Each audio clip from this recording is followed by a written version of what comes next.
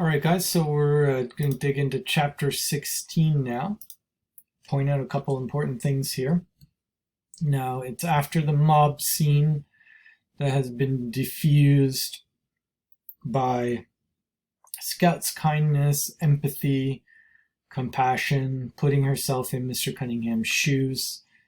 And Atticus is going to explain that situation, but the kids are kind of wondering, like, what was going on, with Mr. Cunningham. I thought he was nice, kind of thing. So we'll discuss that, and then the court scene is coming up in the next chapter, and people are going to start gathering and traveling to the courthouse. So we're going to pick out one character to focus on who's going to be important and connected to Dill later. But let's just sort of skip down a bit, and we'll take a look at the explanation that Atticus gives about the mob scene.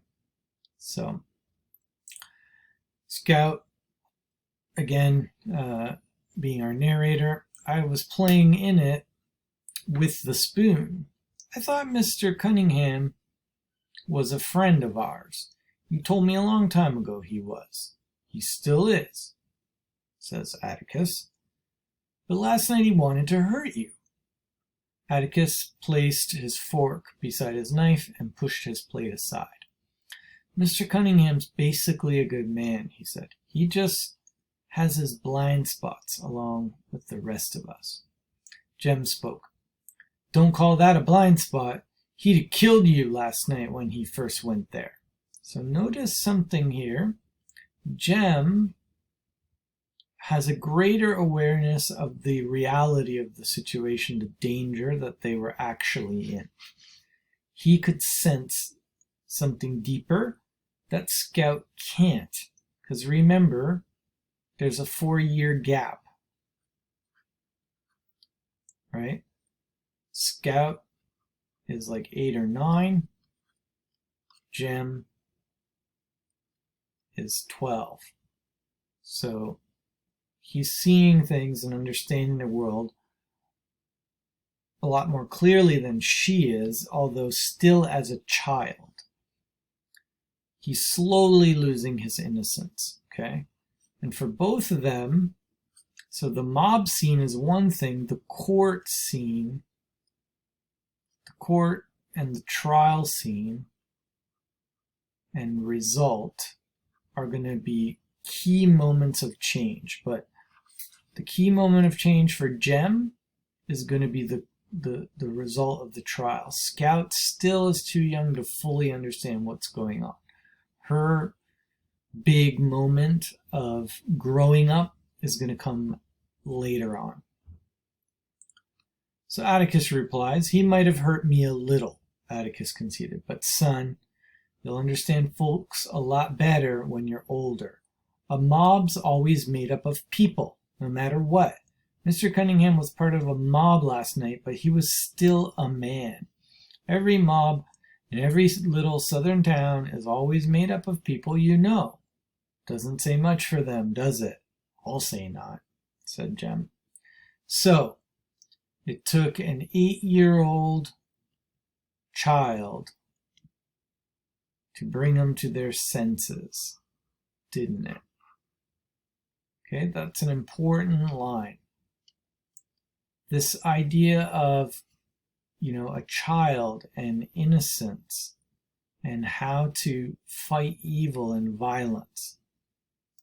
That proves something, that a gang of wild animals can be stopped simply because they're still human.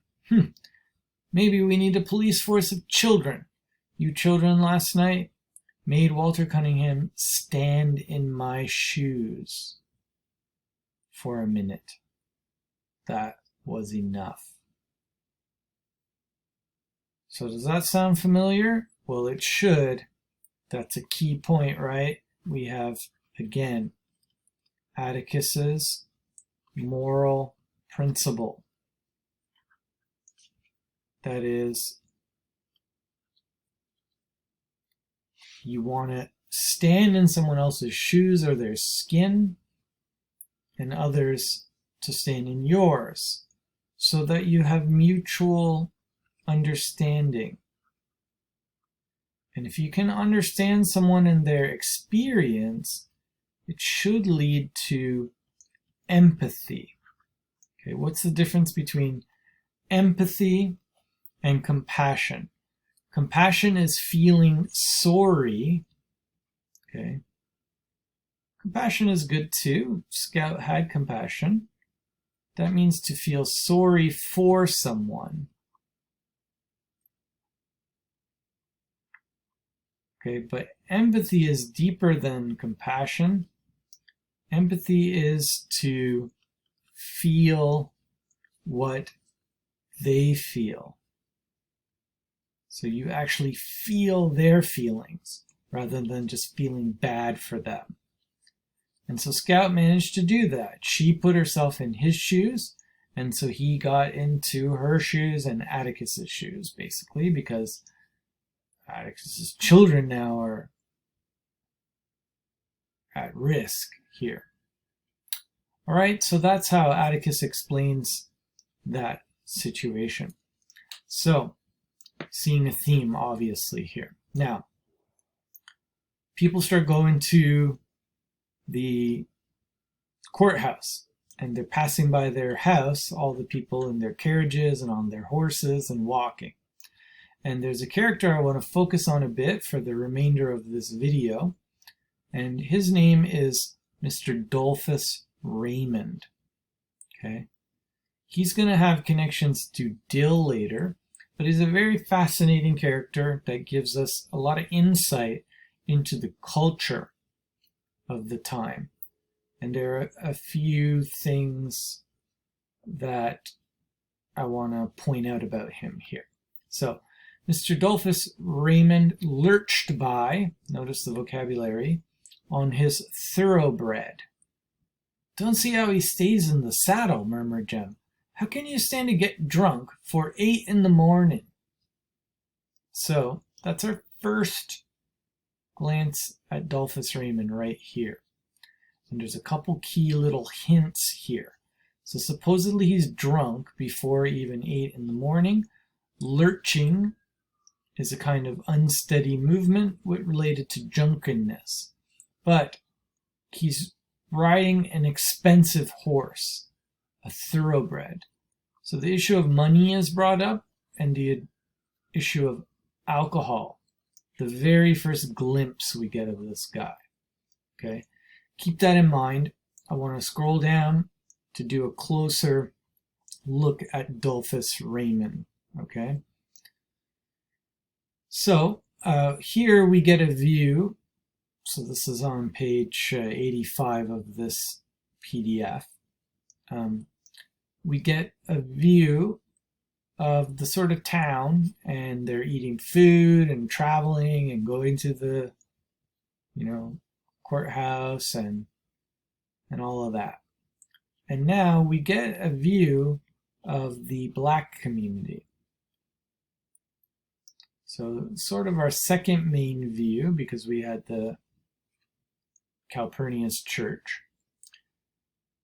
But let's do a little bit of reading here. In a far corner of the square, the Negroes sat quietly in the sun, dining on sardines, crackers, and the more vivid flavors of knee-high cola.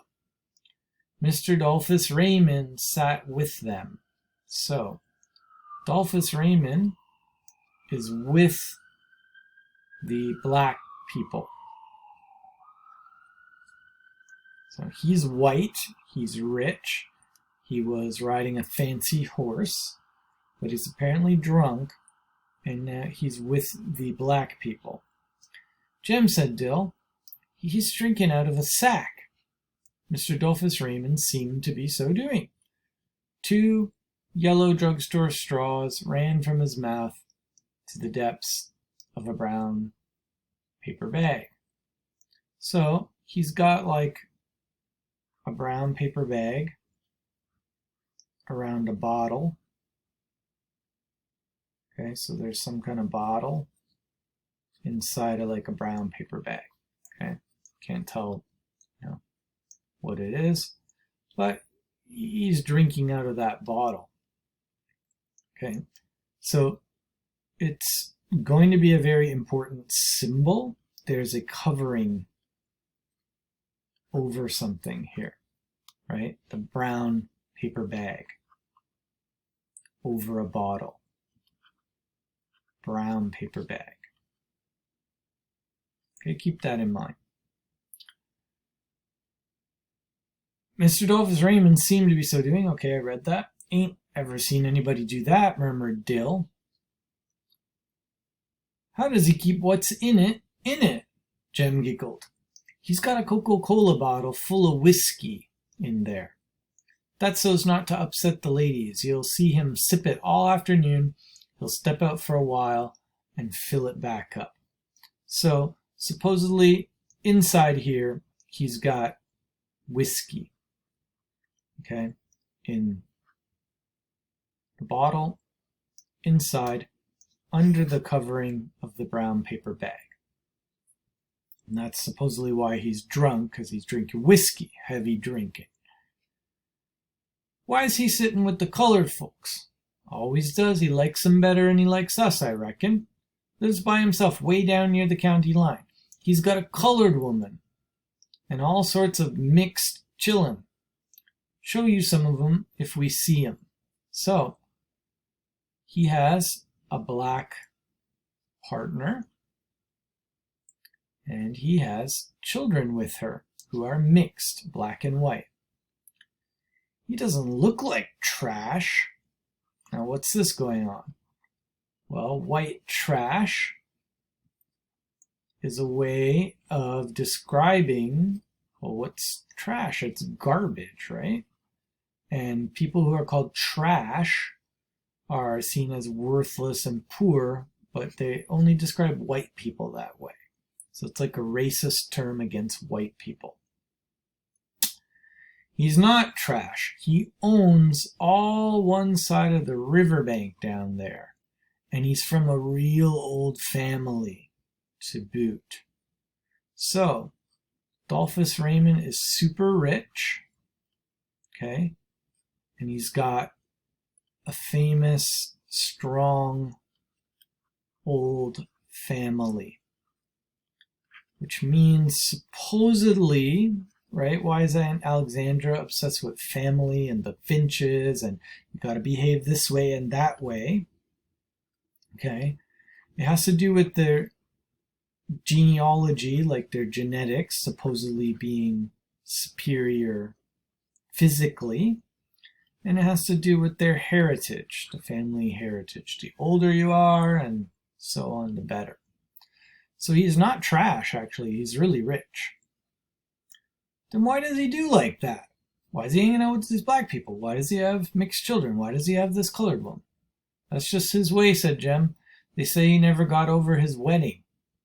He was supposed to marry one of the Spencer ladies, I think. They were going to have a huge wedding, but they didn't. After the rehearsal, the bride went upstairs and blew her head off. Shotgun. She pulled the trigger with her toes. What happened? On his wedding night, his bride committed suicide. Well, that's strange. Why? Did they ever know why? Nope, said Jem. Nobody ever quite knew why but Mr. Dolphus. They said it was because she found out about his colored woman. He reckoned he could keep her and get married too. He's been sort of drunk ever since. You know, though, he's real good to those chillin'. So he's a good father. Jem, I ask, what's a mixed child? Half white, half colored. You've seen him, Scout. Etc. All right. So, Mr. Dolphus Raymond has a very interesting backstory. He wanted to keep his colored woman. But is he allowed to marry a black woman? No. Maybe he was in love. But he's not allowed to marry her. He wanted to keep her and marry the white girl he had to marry. Maybe he was being forced to marry. And the white bride found out about he was in love with this black girl, and she couldn't handle him keeping the black woman and marrying her, and boom, killed herself. So we're going to come back to him.